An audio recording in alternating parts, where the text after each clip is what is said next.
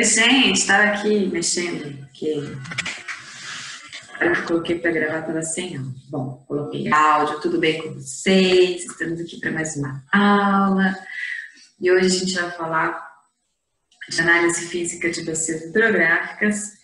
Essa aula, ela vai ser bem simples, porque os conceitos que a gente fala sobre análise física da bacia hidrográfica, ele é simples, é uma questão cartográfica, muitas vezes de interpretar a relação entre relevo, forma da bacia, condição de declividade e o que isso resulta na produção de água, mas, ou no comportamento hidrológico da bacia, mas assim, a dificuldade da análise física de bacia hidrográfica realmente é realizar ela na prática, né?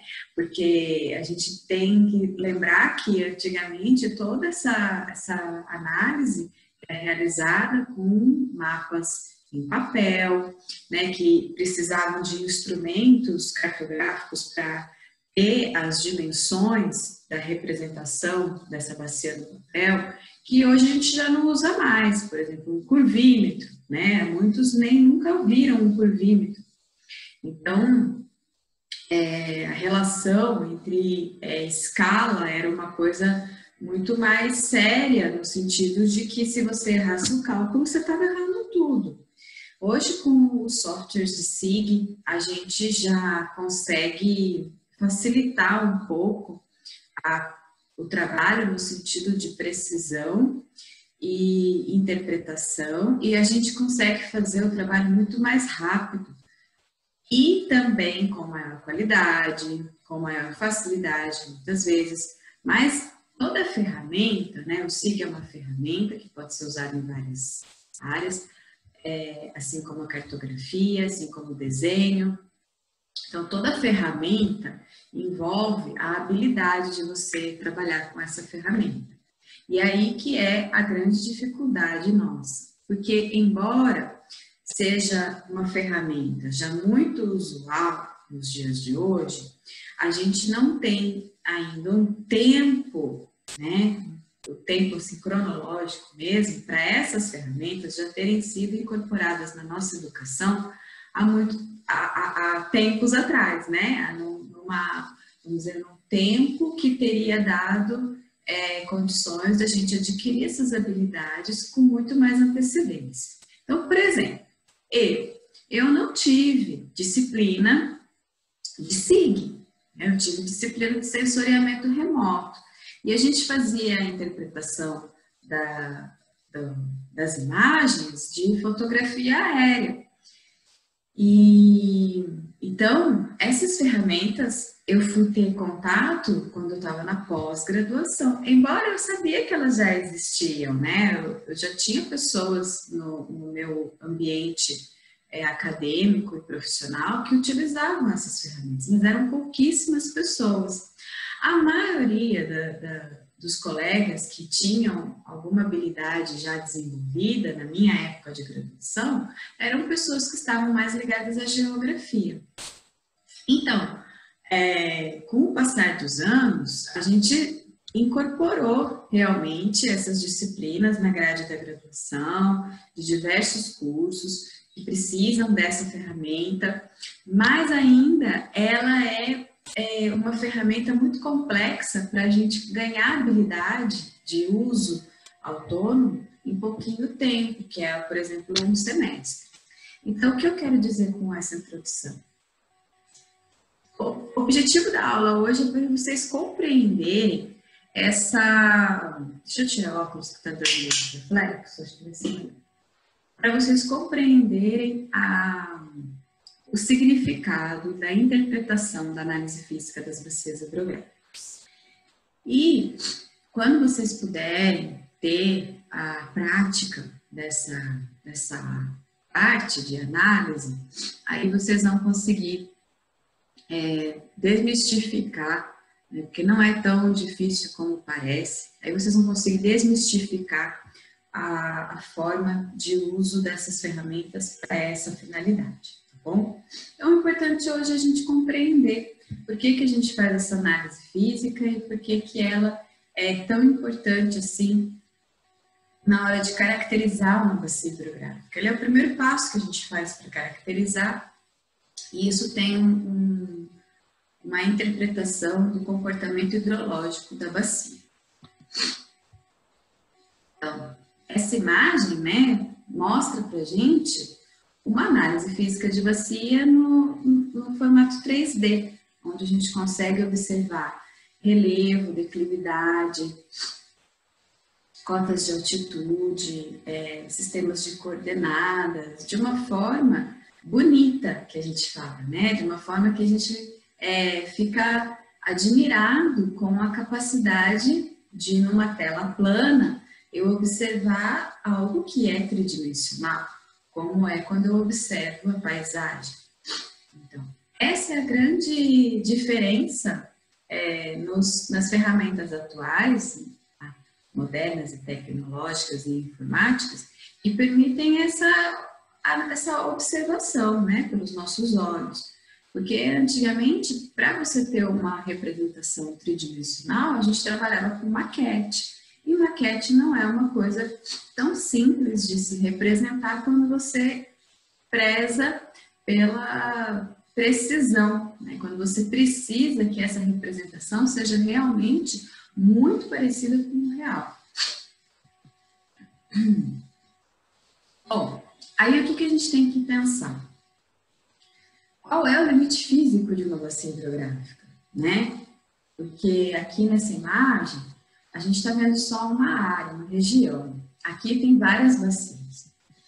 A área que delimita uma bacia hidrográfica, ela tem uma forma mais específica, no estilo de forma mesmo, de desenho, que se lembra uma gota, uma orelha, né? Ela tem uma concavidade, né? Então, ela é um encaixe no relevo.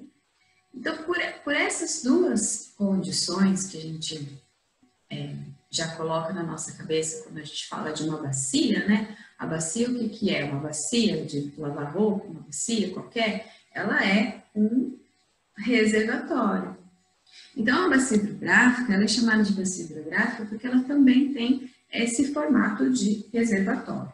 E esse reservatório, ele tem os limites, ou seja, o divisor dessa bacia são as partes mais altas do relevo. O que são as partes mais altas do relevo? As montanhas, os morros, os picos. Esses são os divisores topográficos. A partir desse ponto de divisão, o que acontece quando ocorre a chuva? A água vai se dividir. Parte vai para uma bacia, parte vai para outra bacia. Então, por isso são chamados divisores topográficos, é por isso que são os limites de bacias, porque é uma condição do relevo que caracteriza a captação de água da chuva pela superfície do terreno. Então, olha só, a área de captação natural da água da chuva, né, e proporciona a drenagem para o canal principal e seus tributários. Ela não tem esse formato de côncavo, né, de reservatório. Então, toda a água que é captada da chuva, inevitavelmente, vai acabar chegando nesse ponto mais baixo da bacia, que é onde forma, né, os canais e os tributários, e o que a gente chama de rio, né? Agora, qual é a parte mais alta da bacia? Qual é o limite superior dessa bacia? A gente já falou, são os divisores topográficos.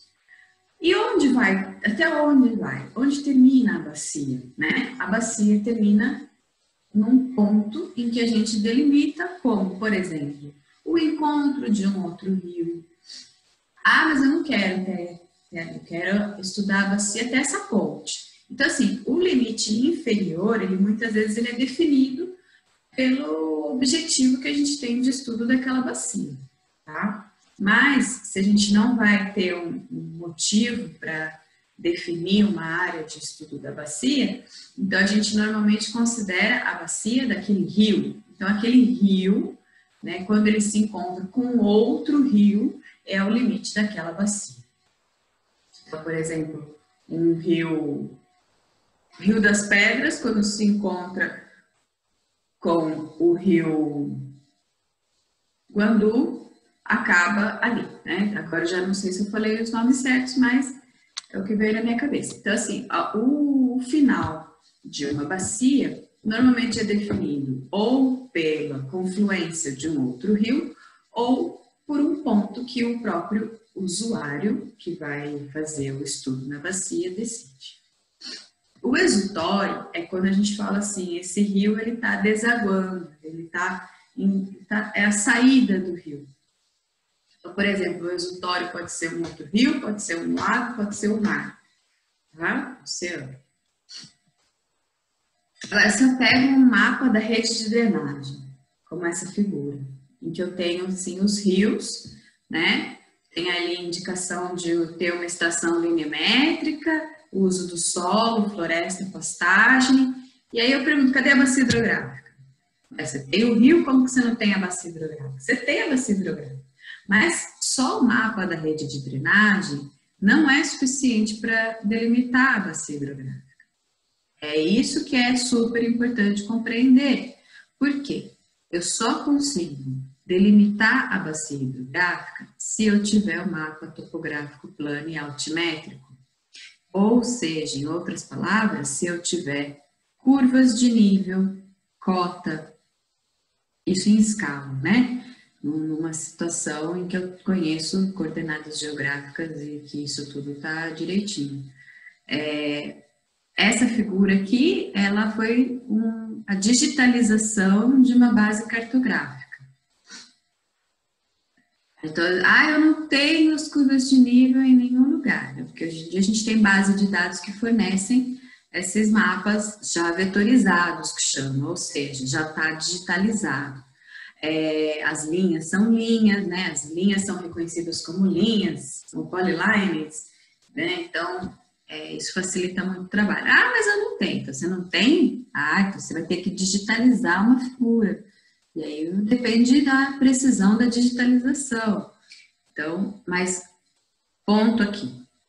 Eu só consigo delimitar a bacia hidrográfica se eu tiver as curvas de nível, se eu tiver a base cartográfica, plana e altimétrica.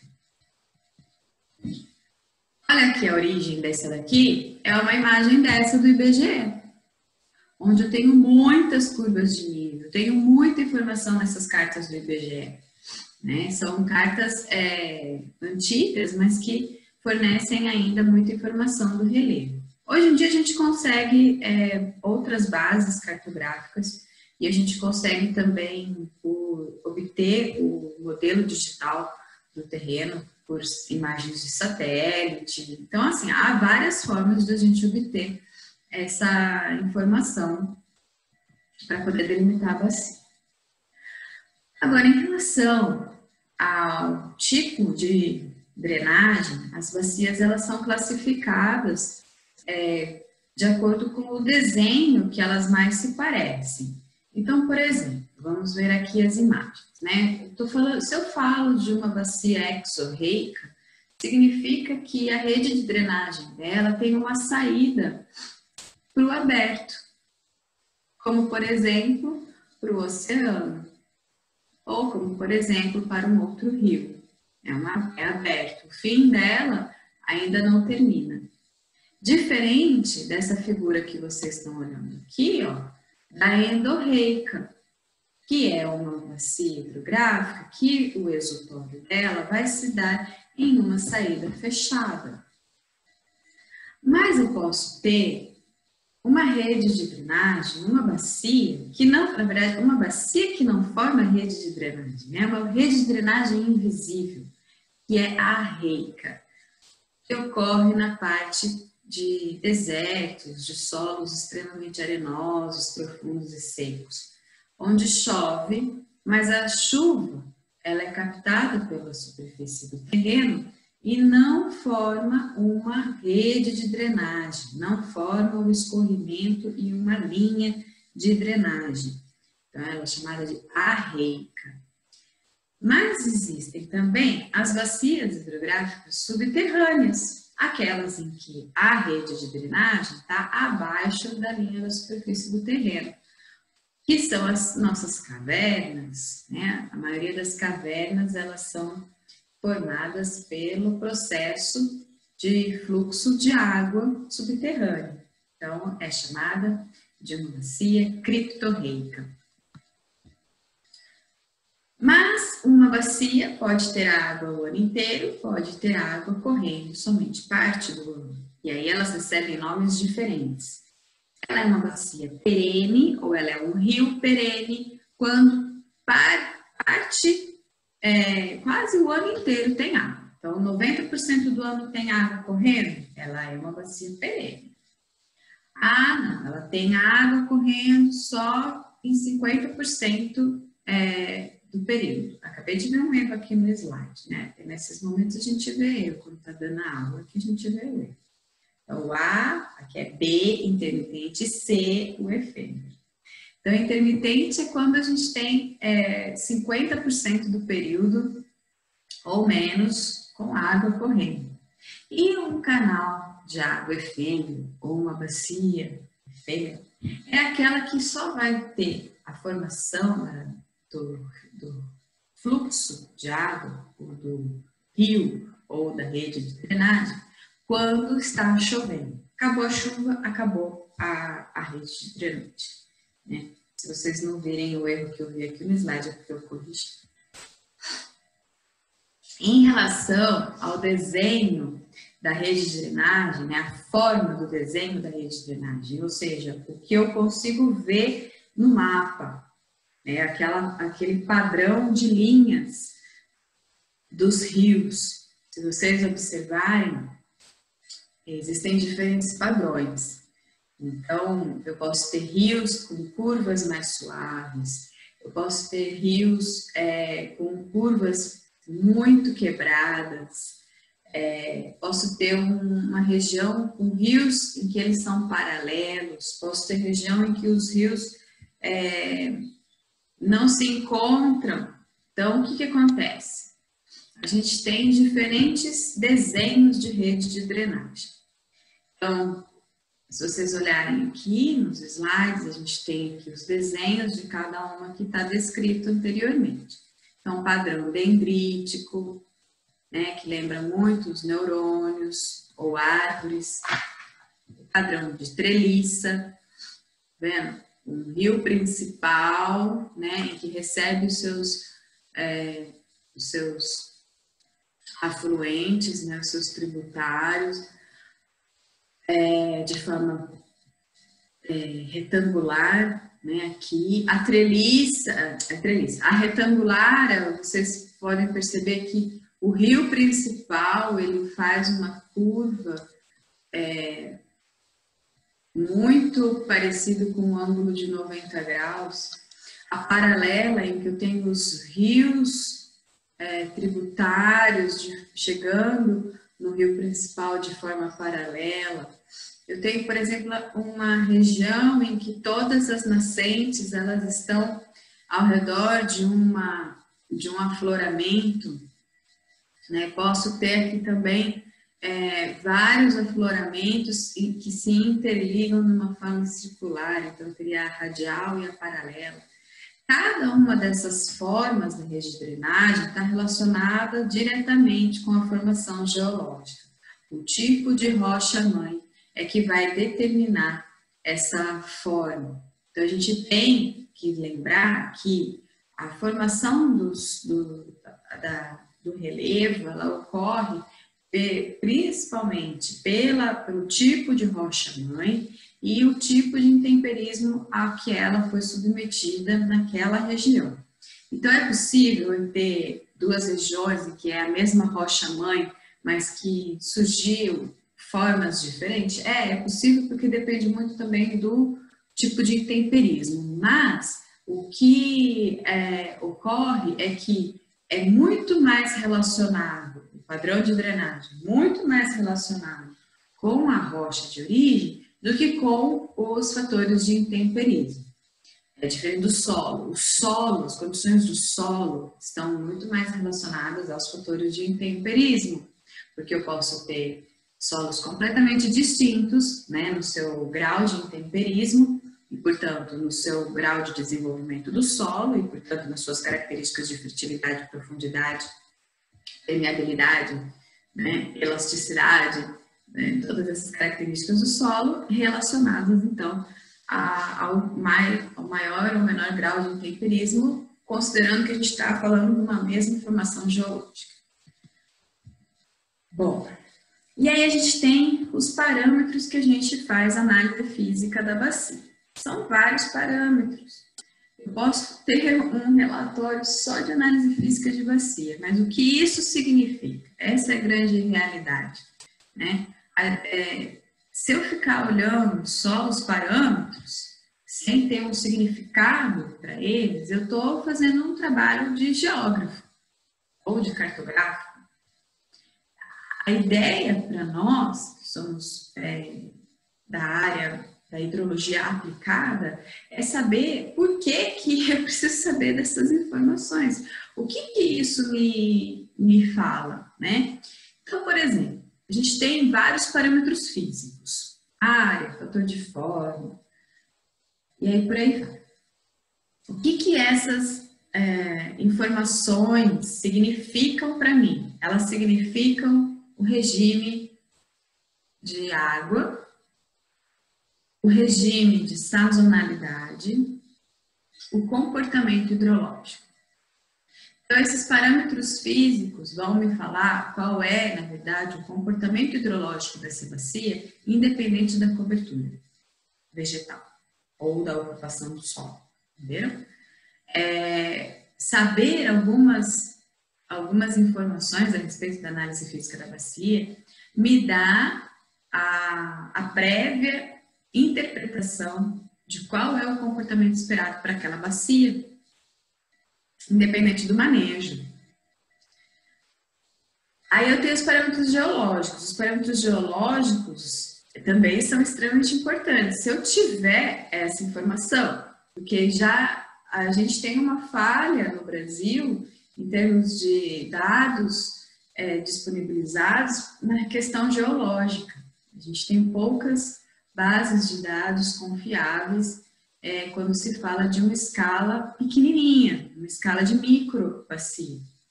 Eu tenho assim a informação para o Brasil, eu tenho informação para o estado, muitas vezes eu tenho informação para um município, mas é difícil ter essa informação para áreas menores. Mas quando eu tenho indícios, também já ajuda. Por que é importante saber os parâmetros geológicos? Me fala o que esperar da capacidade de armazenamento de água no solo. Então, a profundidade que eu vou encontrar numa bacia, em termos de capacidade de armazenamento de água, está muito relacionada com os parâmetros geológicos e com o relevo. Também a questão dos sedimentos, os tipos de sedimento, da sua resistência à erosividade, né, da questão da sua característica de erodibilidade. Claro que isso está relacionado ao manejo, mas todo rio recebe um aporte de sedimentos que é natural, né? E esse natural depende dessas características geológicas, né? Porque às vezes não tem nenhum resultado, não tem nenhuma alteração na cobertura ou não tem nenhuma atividade de manejo que impacta, mas tem uma liberação de sedimentos. Aí eu tenho a questão dos parâmetros de vegetação, que me dá a informação a respeito do manejo e as interrelações. Essas interrelações são mais importantes na hora de comparar bacias, na hora de pensar em cálculos de alteração do comportamento da bacia. Tá? E aí a gente começa com os parâmetros físicos. O primeiro que a gente precisa entender é o ordenamento dos canais. Fala assim, essa bacia ela tem primeira ordem. Primeira ordem significa que ela tem canal de ordem 1. Esta bacia é uma bacia de sexta ordem, significa que o canal principal dela tem ordem 6. O que isso significa? Que ela tem muito mais junções de tributários. Então, olha essa imagem. Essa imagem, tem que prestar atenção. Não é jogo de 7 erros, é atenção. Atenção. Se eu tenho dois canais de primeira ordem e eles se encontram, então, canal de primeira ordem é nascente. Nascente, canal de primeira ordem. Se eu tenho dois canais de primeira ordem e eles se encontram, formam um canal de segunda ordem. Se dois canais de segunda ordem se encontram, formam um canal de terceira ordem. Aqui, 2 mais 2 não é 4. Aqui é um ordenamento crescente. Presta atenção. Se um canal de terceira ordem se encontra com um canal de primeira ordem, ele não altera a ordem. Ele permanece um canal de ordem 3. Se um canal de ordem 3 se encontra com um canal de ordem 3, ele vai para a ordem 4. Então, a regra é, a gente só aumenta o ordenamento do canal quando ele encontra um canal de mesma ordem ou ordem superior. Se ele encontra um canal de ordem inferior, ele permanece o mesmo valor, tá bom? Densidade de drenagem. Densidade de drenagem é uma densidade de rede de drenagem em quilômetros por quilômetros quadrados. Então, eu preciso conhecer quanto daquela área da bacia, que é quilômetro quadrado, por exemplo, é ocupada por rios quilômetro. O que isso significa? Quanto maior a rede de drenagem, mais sensível é essa bacia, porque os canais não são estáticos, os canais eles têm uma expansão e uma contração. Então, imagine, numa região com uma alta densidade de drenagem, na época de chuva, é porque os rios crescem mais ainda. Então, ou se já tem uma alta rede de drenagem, densidade de drenagem, você tem muito mais solo saturado na época de chuva. Por outro lado, uma região com baixa densidade de drenagem significa que ela tem poucos canais. Então, se eu fosse decidir por uso do solo, né, para impermeabilizar, para plantar, para fazer um uso mais intensivo, eu iria preferir regiões com baixa densidade de drenagem. Mas se eu estou pensando em delimitar áreas que, para conservação, eu vou para regiões de alta densidade de drenagem. Essa é a lógica.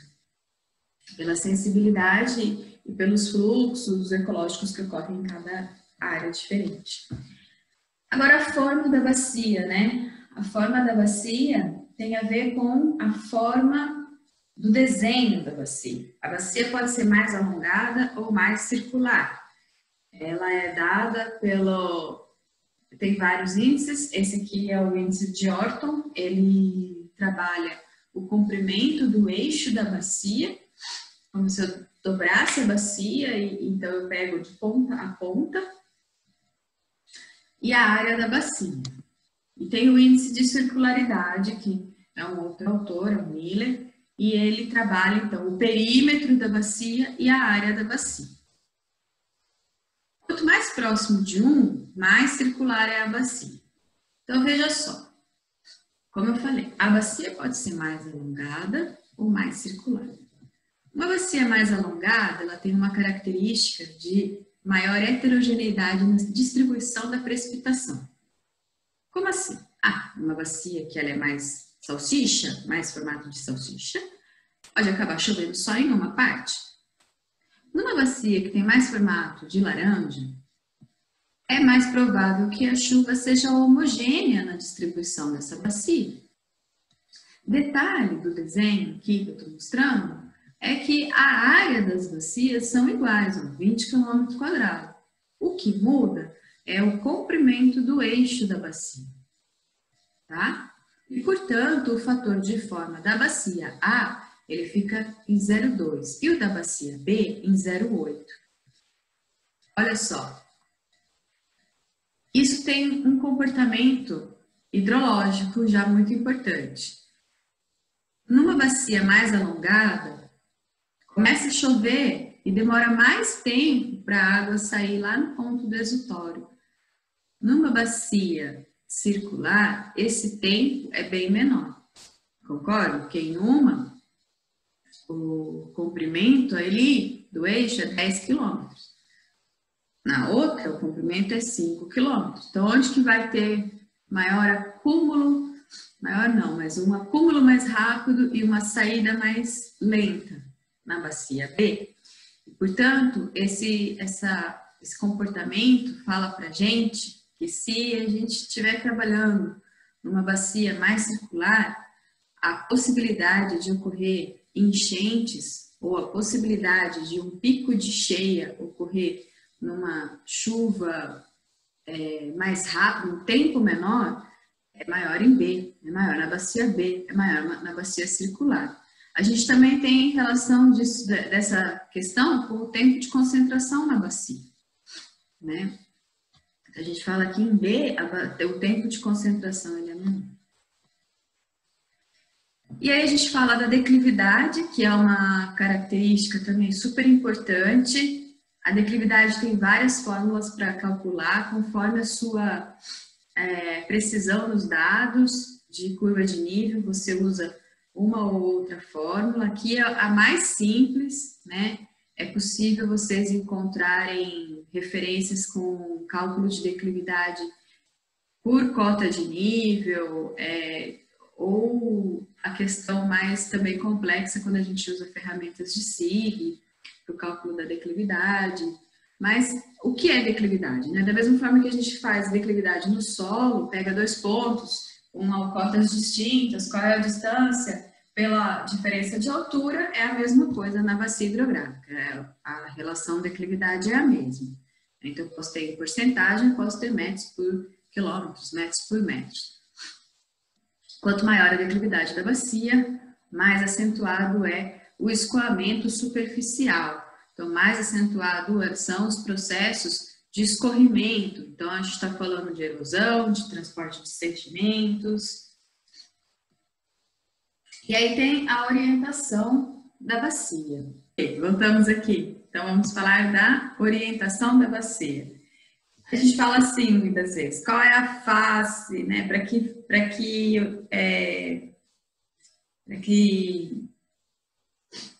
coordenada não, mas para qual sentido que está a face da bacia. A bacia drena para norte, drena para sul, drena para o leste ou drena para o oeste. Então, essa é a ideia, qual é a orientação da bacia. E esse gráfico, ele veio de bacias experimentais no hemisfério norte, né, em que a gente teve o monitoramento do deflúvio. Se eu não me engano, foi o Evan Wilgert, essa daqui. E aí, o que acontece? Um ano após o corte, eles observaram uma alteração no deflúvio em relação às duas bacias, mas elas tinham uma diferença de orientação. Uma estava drenando para o norte, ou seja, a nascente ao exutório, né, a face da bacia estava drenando para o norte, enquanto a outra bacia estava drenando para o sul. Então, o que acontece? Imagine a montanha, né? Uma está drenando para o norte, a outra está drenando para o sul, só que isso no hemisfério norte. Tá? O detalhe desse gráfico é que elas estão no hemisfério norte. Na bacia que estava drenando para o norte, então pensem lá, hemisfério norte, orientação norte. Ela recebe menos luz. Não tenho nenhum globo terrestre aqui para ajudar vocês a pensar. Mas, imagina o globo terrestre, né? Hemisfério norte, hemisfério sul. Quem recebe mais radiação solar? É o hemisfério sul. Hemisfério norte recebe menos radiação solar. Mas no hemisfério norte, a face que recebe mais luz é a face sul. E no hemisfério norte, a face que recebe menos sol, menos radiação, é a face norte. Então, o que acontece? Se recebe menos radiação solar, tem menor evapotranspiração. E esse experimento demonstrou isso, a importância da orientação da bacia e que está relacionada com esse recebimento de radiação solar e com a capacidade de evapotranspiração. Se a gente pensar, então, tá bom, a mesma coisa aqui no hemisfério sul, as bacias que estão drenando para o hemisfério, no hemisfério sul, as bacias que drenam para o norte recebem maior radiação do que as bacias no hemisfério sul, que drenam para o sul. É o contrário do que acontece no hemisfério norte. Ok? Então, o que a gente espera é que tenha maior evapotranspiração no hemisfério sul, em bacias que drenam para o norte. E por isso que é uma condição que eu venho falando já há alguns anos, quando a gente fala de restauração florestal, né, de priorizar a restauração florestal, pensando em melhorar as condições para a produção de água numa bacia que tem a demanda hídrica para consumo humano ou para consumo, enfim, precisa de maior vazão, precisa de maior volume de água. Não tem muito sentido a gente ficar trabalhando com restauração florestal em faces que vão demandar mais água por radiação solar e colocar floresta que vai ter maior evapotranspiração. Mas isso a gente vai conversar mais para frente de novo, tá bom? Só deixo aqui o meu comentário. E tem essa razão de bifurcação, que é definida como a relação entre o número de canais de uma dada ordem e o número de canais da ordem imediatamente superior. A razão de bifurcação, ela é um índice, né, que fala para a gente quanto que esse rio tem de bifurcação, de tributários. Ou seja, ele dá uma ideia para a gente de quanto que esse rio ele é quebradinho, ou de quanto que ele vai recebendo cada vez mais água. Um rio que não tem muitos tributários, ele tem somente aquela condição inicial, né, ou aquelas poucas condições iniciais de fluxo hídrico. Agora, um outro que tem muita razão de bifurcação, a gente tem muitas contribuições diferenciadas. Isso vai dando uma noção para a gente da complexidade dos fluxos hidrológicos. Isso pode estar relacionado a várias coisas em relação ao manejo. Eu posso ter uma bacia com alta razão de bifurcação, mas muitos deles são intermitentes, ou não, ou essa razão de bifurcação altera com transposições. Enfim, ela é uma informação que precisa ser avaliada com mais cuidado, mas ela é uma característica interessante para a gente compreender junto com os outros, né? Ela não é analisada individualmente, todas essas informações de características de bacia são analisadas conjuntamente, nenhuma delas por si só vai dar uma informação específica, tá bom? Então a gente vai analisando tudo isso de forma conjunta.